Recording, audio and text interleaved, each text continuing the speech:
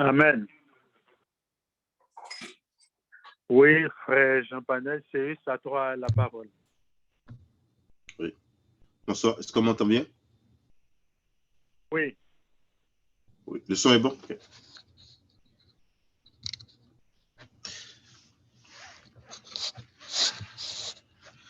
Bonsoir, frères et sœurs.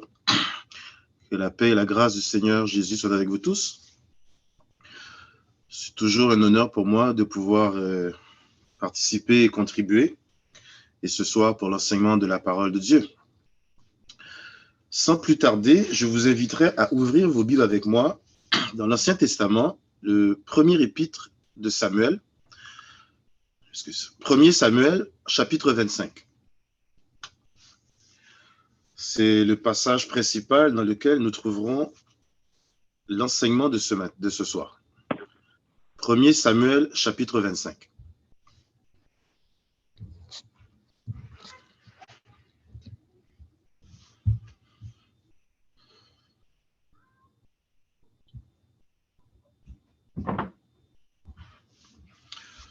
Ok. Alors, à partir du verset 1, nous lisons. Samuel mourut, tout Israël s'étant assemblé le pleura, et on l'enterra dans sa demeure, à Rama. Ce fut alors que David se leva et descendit au désert de Paran. Il y avait à Moab un homme fort riche, possédant des biens à Carmel. Il avait 3000 brebis et 1000 chèvres, et il se trouvait à Carmel pour la tonte de ses brebis. Le nom de cet homme était Nabal, et sa femme s'appelait Abigaël. C'était une femme de bon sens et belle de figure, mais l'homme était dur et méchant dans ses actions. Il descendait de Caleb. David apprit au désert que Nabal tondait ses brebis. Il envoya vers lui 10 jeunes gens, auxquels il dit, « Montez à Carmel et allez auprès de Nabal. Vous le saluerez en mon nom et vous lui parlerez ainsi. Pour la vie, sois en paix, et que la paix soit avec ta maison et tout ce qui t'appartient. Et maintenant, j'ai appris que tu as les tondeurs. Or, tes bergers ont été avec nous. Nous ne leur avons fait aucun outrage, et rien ne leur a été enlevé, pendant tout le temps qu'ils ont été à Carmel. Demande-le à tes serviteurs, et ils te le diront. Que ces jeunes gens trouvent donc grâce à tes yeux, puisque nous venons dans un jour de joie. Donne donc, je te prie, à tes serviteurs et à ton fils David ce qui se trouvera sous ta main. Verset 9. Lorsque les gens de David furent arrivés, ils répétèrent à Nabal toutes ces paroles, au nom de David. Puis ils se turent.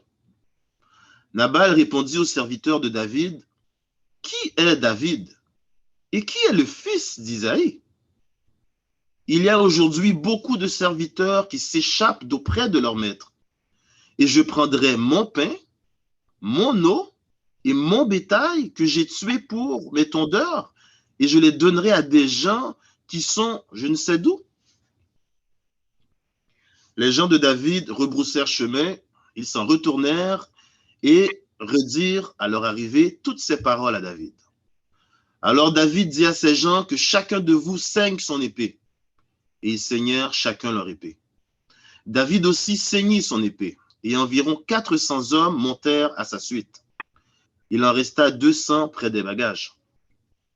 Un des serviteurs de Nabal vint dire à Abigaël, femme de Nabal, « Voici, David a envoyé du désert des messagers pour saluer notre maître, qui les a rudoyés. Et pourtant, ces gens ont été très bons pour nous.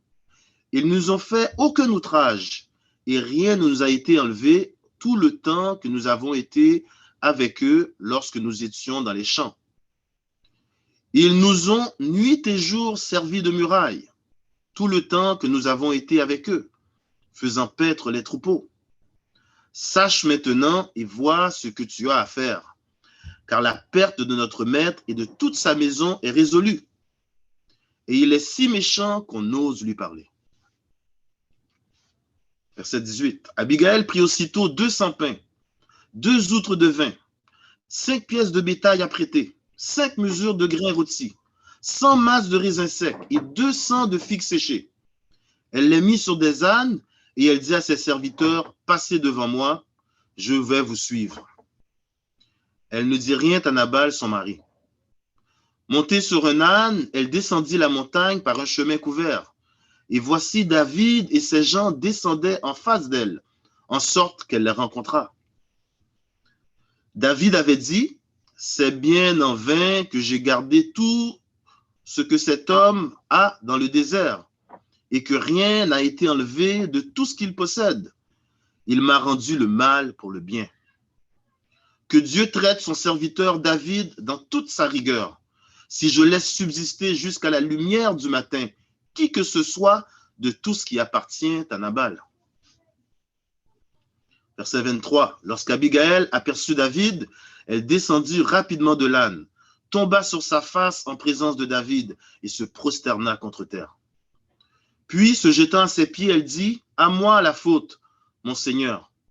Permets à ta servante de parler à tes oreilles et écoute les paroles de ta servante. Que mon Seigneur ne prenne pas garde à ce méchant homme, à Nabal, car il est comme son nom. Nabal est son nom. Et il a chez lui de la folie. Et moi, ta servante, je n'ai pas vu les gens que mon Seigneur a envoyés. » Verset 26. Maintenant, mon Seigneur, aussi vrai que l'Éternel est vivant et que ton âme est vivante, c'est l'Éternel qui t'a empêché de répandre le sang et qui a retenu ta main. Que tes ennemis, que ceux qui veulent du mal à mon Seigneur soient comme Nabal. Accepte ce présent que ta servante apporte à mon Seigneur et qu'il soit distribué aux gens qui marchent à la suite de mon Seigneur. Pardonne, je te prie, la faute de ta servante, car l'Éternel fera à mon Seigneur une maison stable.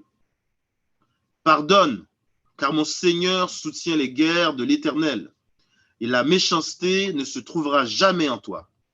S'il s'élève quelqu'un qui te poursuive et qui en veuille à ta vie, l'âme de mon Seigneur sera liée dans le faisceau des vivants auprès de l'Éternel, ton Dieu. Et il lancera du creux de la fronde l'âme de tes ennemis. Lorsque l'Éternel aura fait à mon Seigneur tout le bien qu'il t'a annoncé et qu'il t'aura établi chef sur Israël, mon Seigneur n'aura ni remords, ni souffrance de cœur pour avoir répandu le sang inutilement et pour s'être vengé lui-même. Et lorsque l'Éternel aura fait du bien à mon Seigneur, souviens-toi de ta servante. Verset 32. David dit à Abigail, « Béni soit l'Éternel, le Dieu d'Israël, qui t'a envoyé aujourd'hui à ma rencontre. Béni soit ton bon sens et béni sois-tu, toi qui m'as empêché en ce jour de répandre le sang et qui as retenu ma main.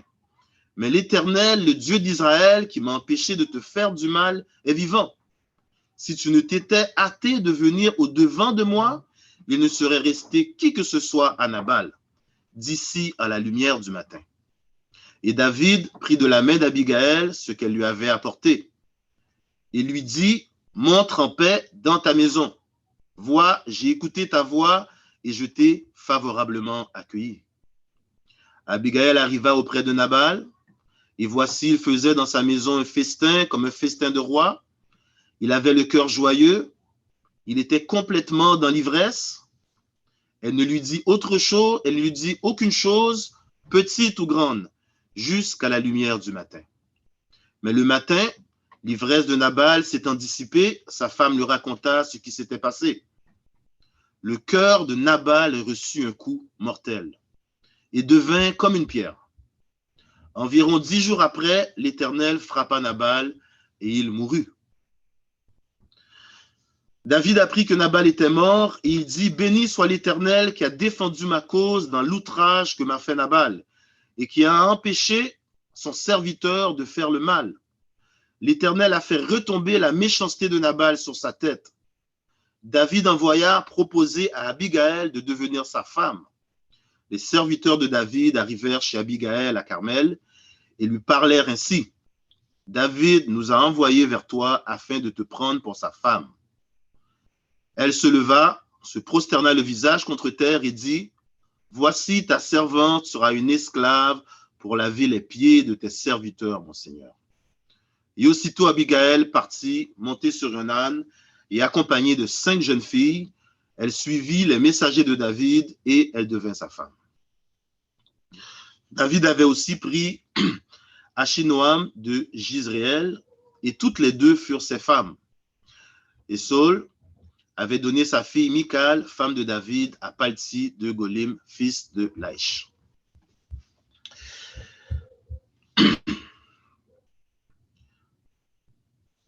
Je sais que c'était un passage qui était quand même assez long, mais c'est une histoire qui est vraiment très, très intéressante dans le livre de Samuel. Alors, Nabal et Abigail, mari et femme, portant respectivement des noms très lourds de sens. Nabal signifie insensé. C'est pour ça que la femme de Nabal dit à David que Nabal porte bien son nom parce que son nom a comme signification insensé. Et Abigail, la signification de ce mot-là est, de ce nom-là plutôt, est ma joie est en Dieu. Dans le récit que nous venons de lire, David envoya 10 de ses hommes à la rencontre d'un homme fortuné nommé Nabal, pour quémander des vivres ou n'importe quoi qu'il aurait voulu lui donner pour soulager ou assouvir la faim de ses soldats. Nabal était un homme dur, un homme avide et méchant. Il n'avait pas de reconnaissance ni de générosité. Et lorsque les hommes de Nabal s'étaient retrouvés en terre étrangère, les hommes de David ne leur avaient fait aucun mal. Au contraire, il les avait protégés jour et nuit pour que personne ne vienne les dérober ou les voler. Mais la méchanceté et l'oisiveté de Nabal allaient causer sa perte. Et malgré toute son arrogance et son mépris pour son prochain, cet homme possédait un joyau, une amie fidèle, sa femme, sa compagne de vie, que les Écritures décrivent comme une femme de bon sens.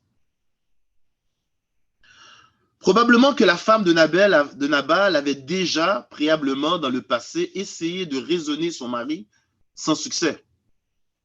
Probablement qu'elle savait que l'arrogance et l'insouciance de son mari allaient les mettre en péril dans la situation présente. Alors, elle agit instinctivement, avec sagesse, avec rapidité et inspirée par l'Esprit de Dieu. Elle alla à la rencontre de David. Elle agit comme une personne avertie, éveillée et aguerrie, prompte à sauver son mari et quant à lui faire entendre raison plus tard, par la suite. Dans la vie, vous avez besoin d'un conjoint ou d'une conjointe qui veille à vos intérêts.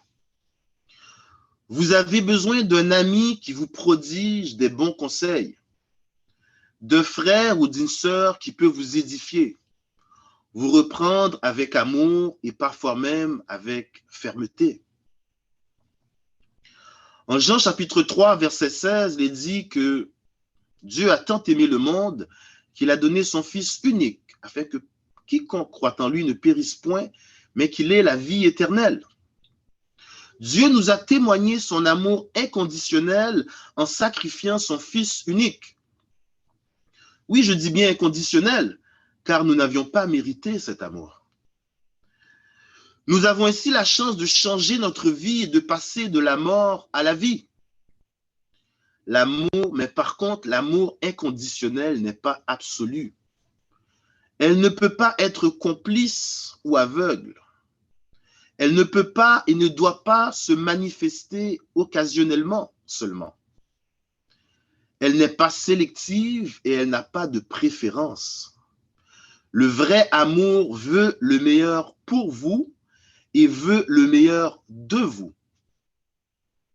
Celui qui vous accepte comme vous êtes inconditionnellement ne vous aime pas vraiment. parce qu'il ne contribue pas à faire une meilleure personne de vous. À part l'amour maternel ou paternel qu'un parent peut avoir envers ses enfants, et encore jusqu'à l'âge qu'il atteigne la raison, personne, je dis bien personne, ne devrait endurer, accepter ou tolérer le caractère ou les actions de pécheur de qui que ce soit, sans l'encourager, le motiver et le pousser à changer de vie et abandonner sa nature pécheresse.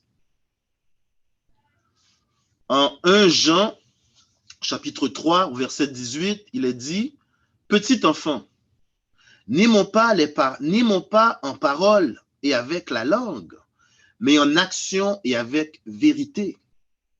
Le vrai amour se concrétise, se matérialise avec des actions concrètes. Bien sûr, il faut parler aux gens, mais il ne faut pas seulement parler, il faut aussi agir.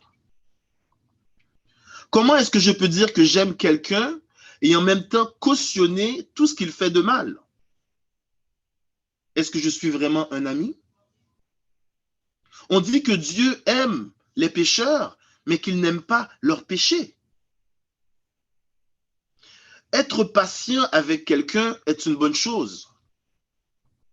Prier pour elle, l'aider à trouver des solutions ou de l'aide appropriée, c'est encore mieux.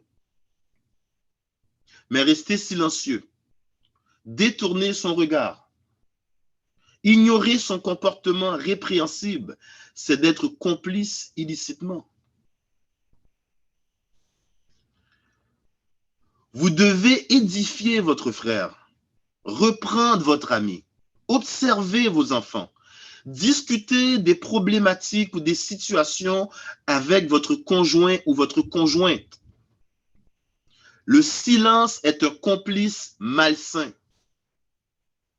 Lorsque vous constatez les agissements d'un proche ou d'un frère sans le reprendre, ou en agissant comme si rien ne s'était produit, vous vous condamnez en même temps par votre inaction.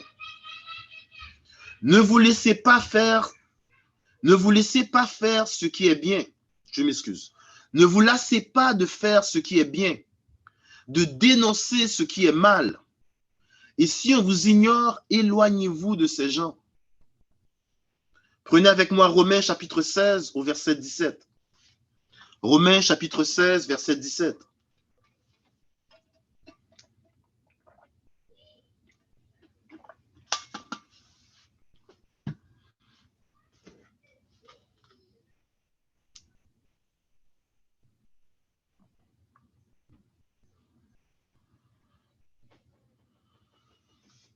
Je vous exhorte, frères, à prendre garde à ceux qui causent des divisions et des scandales, au préjudice de l'enseignement que vous avez reçu. Éloignez-vous d'eux. Tite chapitre 3.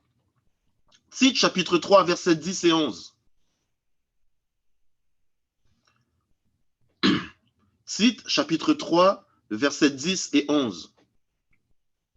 Éloigne de toi après un premier et un second avertissement, celui qui provoque des divisions, sachant qu'un homme de cette espèce est perverti et qu'il pêche en se condamnant lui-même. Thessaloniciens chapitre 3, verset 6. Thessaloniciens chapitre 3, verset 6. Thessaloniciens chapitre 3, verset 6. Nous vous recommandons, frères, au nom de notre Seigneur Jésus-Christ, de vous éloigner de tout frère qui vit dans le désordre, et non selon les instructions que vous avez reçues de nous.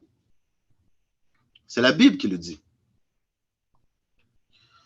Si c'est bien pour un frère, ça l'est encore mieux pour quelqu'un qui n'est pas chrétien, un ami dans notre entourage, ou n'importe quelle personne que nous côtoyons.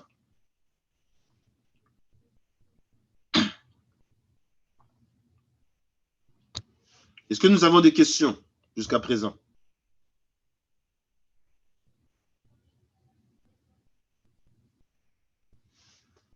Je répète, Est-ce qu'il y a des questions ou un commentaire?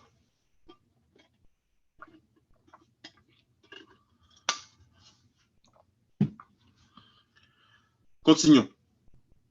Vous devez continuellement demander à Dieu de vous montrer le chemin à suivre pour progresser spirituellement, pour s'élever en tant qu'être humain, pour faire mieux, pour être une meilleure personne que ce que vous avez été ou ce que vous étiez hier. Celui ou celle qui vous dit « si tu m'aimes vraiment, tu m'accepterais comme je suis », c'est un usurpateur, un hypocrite. Cette personne refuse elle-même le changement dans sa vie, alors pourquoi le ferait-elle pour quelqu'un d'autre?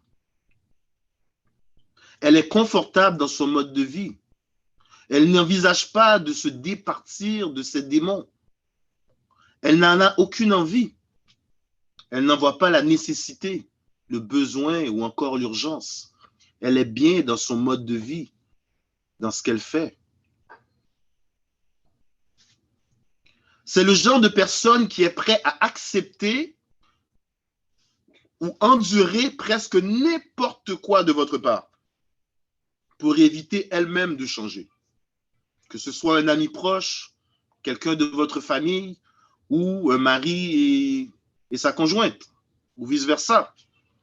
Par exemple, un mari alcoolique que sa femme demanderait d'arrêter de consommer de l'alcool et qui lui répondrait, mais toi, par exemple, tu as été infidèle. Alors moi, j'ai accepté ton infidélité, tu dois accepter mon alcoolisme. Ou peut-être un mari violent qui dit à sa femme qu'elle doit l'accepter comme ça, c'est de sa faute à elle parce qu'elle lui a menti, par exemple. Ce sont des gens qui ne sont pas prêts à changer et qui sont toujours prêts à trouver des excuses pour être confortables où ils sont. Ils ont toujours une raison quelconque. Je ne vous dis pas que l'un est meilleur que l'autre. Ce que je vous dis, c'est qu'en tant que chrétien, vous devez toujours chercher à être meilleur et que vous ne pouvez pas vivre dans le péché. Et si vous demandez à quelqu'un de changer et qu'il vous repart avec des excuses, vous avez des questions à vous poser. Ce genre de personne vous dira « moi, je t'accepte comme tu es, alors tu dois en faire de même pour moi ». Attention, attention, danger. Ce genre de personne est malsain pour le chrétien, toxique dans un couple, horrible comme ami. Si en tant qu'ami ou frère en Christ, vous ne pouvez regarder quelqu'un dans le blanc des yeux pour lui dire la vérité, lui faire réaliser ses mauvaises actions ou son attitude nuisible ou irresponsable, eh bien, quel genre d'ami ou quel genre de frère est-ce que vous êtes? Bien sûr, il faut faire attention de la manière dont on dit les choses, mais il faut le dire. Et encore, il y a cet ami ou cette connaissance immature qui veut vous entraîner dans ses déboires, dans ses histoires. N'ayez pas peur de dire aux gens « arrière de moi, Satan ». Si tu ne peux pas m'aider, ne me mets pas des bâtons dans les roues. Ne sois pas un obstacle à ma réussite ou à l'atteinte de mes objectifs. Psaume chapitre 1 au verset 1. Heureux l'homme qui ne marche pas selon le conseil des méchants, qui ne s'arrête pas sur la voie des pécheurs et qui ne s'assit pas en compagnie des moqueurs, mais qui trouve son plaisir dans la loi de l'Éternel et qui la médite jour et nuit. Il est comme un arbre planté près d'un courant d'eau, qui donne son fruit en sa saison, et dont le feuillage ne se frétille point. Tout ce qu'il fait lui réussit. Il n'en est pas ainsi des méchants, ils sont comme la paille que le vent dissipe. C'est pourquoi les méchants ne résistent pas au jour du jugement, ni les pécheurs dans l'assemblée des justes, car l'Éternel connaît la voie des justes. Nous avons pu le voir ici avec ce qui est arrivé à Nabal. Les méchants ne subsistent pas au jour du jugement. Et encore, il y a certaines personnes qui ont en horreur la critique. Ils font toujours les approcher avec des gants blancs de peur de les froisser, de peur de les blesser. Et il y a les gens qui mettent continuellement le blâme sur les autres. C'est la faute de la société. C'est la faute de Justin Trudeau.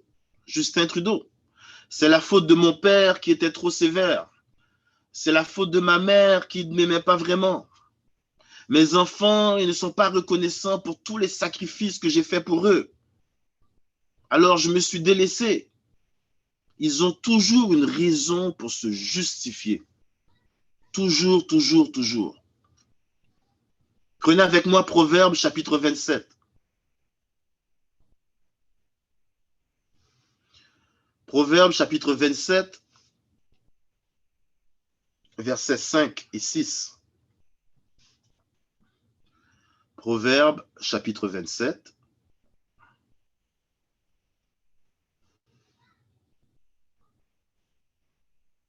Versets 5 et 6. Il est dit ici, « Mieux vaut une réprimande ouverte qu'une amitié cachée. Les blessures d'un ami prouvent sa fidélité, mais les baisers d'un ennemi sont trompeurs. » Ici, mieux vaut une réprimande ouverte qu'une amitié cachée. Je pense que ça se passe d'explication. Verset 6, il dit, les blessures d'un ami prouvent sa fidélité. Ici, peut-être c'est une question de traduction, dépendamment de la version que vous avez dans votre Bible. Moi, c'est ce que j'ai ici, c'est les blessures d'un ami prouvent sa fidélité. Mais la traduction appropriée, si on peut, pour mieux comprendre, ce serait plutôt les blessures provenant d'un ami, mais pas les blessures. Les blessures provenant d'un ami prouvent son intérêt. C'est-à-dire qu'un ami qui prononce des paroles blessantes a, à plus forte raison, de meilleures intentions pour vous qu'un ennemi qui vous sourit, qui vous fait des éloges ou qui vous fait une accolade. Donc, ce qu'un ami, un vrai ami fait pour vous, même si des fois il va vous dire des paroles qui peuvent vous blesser, mais ça va seulement prouver sa fidélité.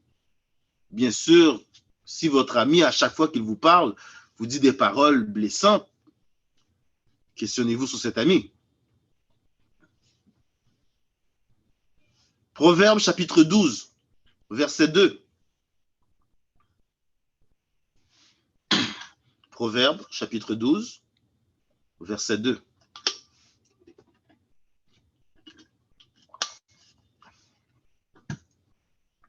Le juste montre à son ami la bonne voie, mais la voie des méchants les égare.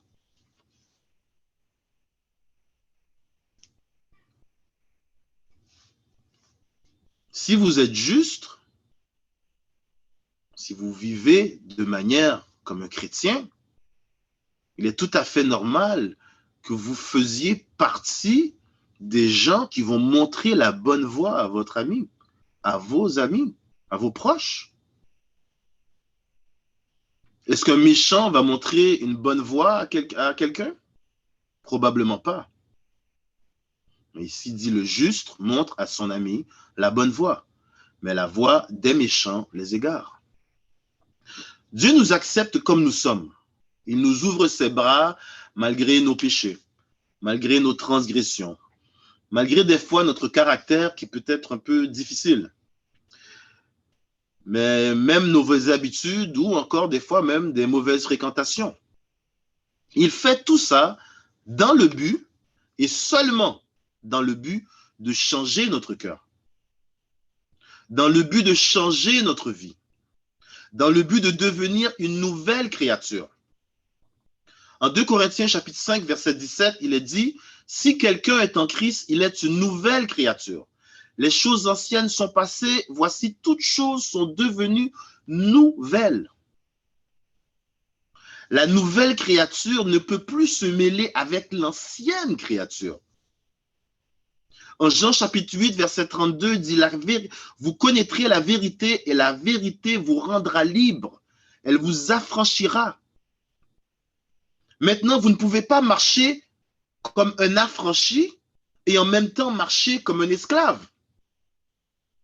Défaites-vous de ces chaînes mentales. Élevez-vous par les saintes écritures, par la prière. Demandez de l'aide sincèrement à Dieu et vous trouverez des solutions. Vous trouverez le courage pour embrasser ce mode de vie sain auquel vous avez été appelé. Sans aucun remords, sans arrière-pensée. Et surtout sans sentiment de regret. Votre espérance est céleste et non terrestre. En 1 Jean chapitre 2, versets 15 à 17, « N'aimez point le monde ni les choses dans le monde. Si quelqu'un aime le monde, l'amour du Père n'est pas en lui. Car tout ce qui est dans le monde, la convoitise de la chair, la convoitise des yeux et l'orgueil de la vie, ne vient point du Père, mais vient du monde. » Verset 17, « Et le monde passe et sa convoitise aussi, mais celui qui fait la volonté de Dieu demeure éternellement. » Si votre ami ou un membre quelconque de votre famille vous donne des raisons concrètes, directes ou indirectes, pour freiner votre progrès, pour ralentir votre ascension, pour stopper votre marche vers le salut éternel, cette personne n'est pas votre amie. Elle ne veut pas votre bien. Elle est un instrument du malin pour vous empêcher d'être saint. Je ne dis pas que la personne est diabolique, mais à ce moment précis, elle est un instrument du malin pour vous empêcher dans votre marche spirituelle. 1 Corinthiens chapitre 15, verset 33 dit « Ne vous y trompez pas, les bonnes compagnies corrompent les mœurs. » Ce n'est pas une surprise. Sachez reconnaître votre adversaire, surtout celui ou celle qui sont dissimulés, qui sont déguisés ou camouflés sous le couvert de soi-disant amis, un individu de votre parenté, un ami d'enfance, un collègue au travail.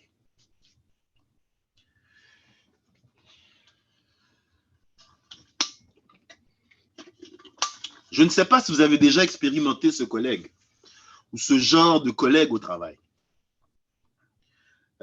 Toujours ou presque toujours de mauvaise humeur. Il critique constamment l'employeur. Il critique tous les employés l'un à la suite de l'autre. Pointe tous les éléments négatifs du travail. Vous dit qu'il va quitter le travail. Et vous dit même, presque à tous les jours, je ne sais pas comment tu fais toi pour travailler ici. Mais par contre, lui, il est là tous les jours. On dirait qu'il aime la chicane, qu'il aime la mauvaise atmosphère, la bisbille. Et même quand tout va pour le mieux, il a toujours un commentaire négatif dans le but de créer une atmosphère malsaine. Si lui, personnellement, il commet une erreur au travail, c'est toujours de la faute de quelqu'un d'autre. C'est jamais sa faute à lui. On dirait qu'il se nourrit du négativisme et qu'il est malheureux quand tout va bien. Lui, c'est le malheur. Quand tout va mal, quand il peut critiquer, dire « Regarde qu'est-ce que tel a fait », c'est là qu'il se sent réjoui. Il veut continuellement projeter et partager son esprit critique et malheureux.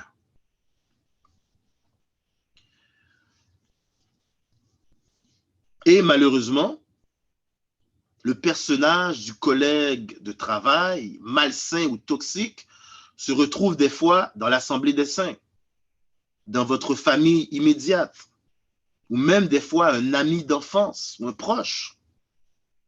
C'est cet individu qui se tient souvent à l'écart, toujours en train d'épier dans le but unique de critiquer. Pas pour reprendre, pas pour édifier, pas pour aider, mais seulement pour pointer du doigt et accuser. Proverbe chapitre 16, verset 28. Proverbe chapitre 16, verset 28. Il est dit, l'homme pervers excite les querelles et le rapporteur divise ses amis. Il y a quelques années de cela, le frère Nélin avait apporté une étude sur les gens qui faisaient du commérage. Il avait expliqué que nous pouvons être aussi nuisibles et fautifs en prêtant l'oreille à celui ou celle qui fait du commérage que celui-là même qui fait le commérage. Parce que nous étions une des raisons pour lesquelles il faisait le commérage. La personne qui rapporte à gauche, à droite, s'il ne trouvait pas quelqu'un pour l'écouter, peut-être qu'il l'arrêterait. Prenez avec moi Éphésiens chapitre 5, verset 11. Éphésiens chapitre 5, verset 11. Il est dit, et ne prenez point part aux œuvres infructueuses des ténèbres, mais plutôt condamnez-les. Ne prenez point part aux œuvres infructueuses des ténèbres, mais plutôt condamnez-les. En Tite, chapitre 1, verset 16, Tite, chapitre 1, verset 16, il dit, ils font confession de connaître Dieu. Je m'excuse. Ils font profession de connaître Dieu, mais ils le renient par leurs œuvres, étant abominables, rebelles, incapables d'aucune bonne œuvre. Et si vous continuez un peu plus dans 2 chapitres plus loin, Tite chapitre 3, versets 10 et 11, que nous avons déjà lu auparavant, mais nous allons relire. Tite chapitre 3, versets 10 et 11. Éloigne-toi, éloigne de toi après un premier et un second avertissement, celui qui provoque des divisions, sachant qu'un homme de cette espèce est perverti et qu'il pêche en se condamnant lui-même. La vraie amitié n'est point complaisante. Elle est juste, elle est douce et elle est patiente. Mais elle n'est ni aveugle, ni sourde, ni complice. Elle conseille, elle reprend, elle encourage, parfois de manière incisive et pressante, mais toujours avec des intentions pures, sans aucun malice et arrière-pensée. Proverbe chapitre 27, verset 9. Proverbe chapitre 27, verset 9. Il dit, Proverbe chapitre 27, verset 9, il est dit, l'huile odorante et les parfums mettent le cœur en joie. Et le conseil donné du fond du cœur rend douce l'amitié. Je répète, l'huile odorante et les parfums mettent le cœur en joie. Et le conseil donné du fond du cœur, qui est celui qui est fait sans arrière-pensée, un conseil qui est fait du fond du cœur, parce qu'on veut le bien de la personne. Et le conseil donné du fond du cœur rend douce l'amitié. Si vous êtes conseillé par une personne qui montre un bon exemple, qui a des propos réfléchis et qui a une oreille attentive, vous êtes béni. Luc chapitre 6, verset 31, faites pour les autres ce que vous voudriez qu'ils fassent pour vous. Couper les liens avec une personne toxique est souvent la meilleure chose à faire pour vous, mais surtout pour la personne problématique elle-même.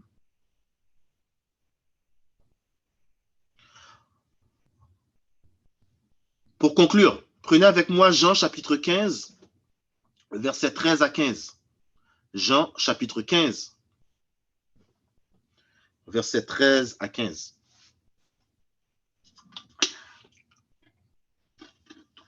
Jean chapitre 15, versets 13 à 15.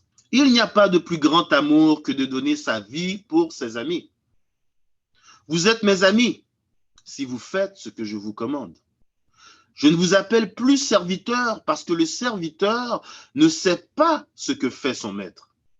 Mais je vous ai appelé ami parce que je vous ai fait connaître tout ce que j'ai appris de mon Père. Chers frères et sœurs, Apprenez de même à vos amis, vos proches et les membres de votre famille ce que vous avez appris du Seigneur et du Sauveur Jésus-Christ.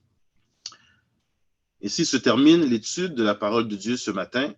Alors, je cède la place au frère Jean-Rémy et je prendrai peut-être une ou deux questions s'il y en a avant la fin.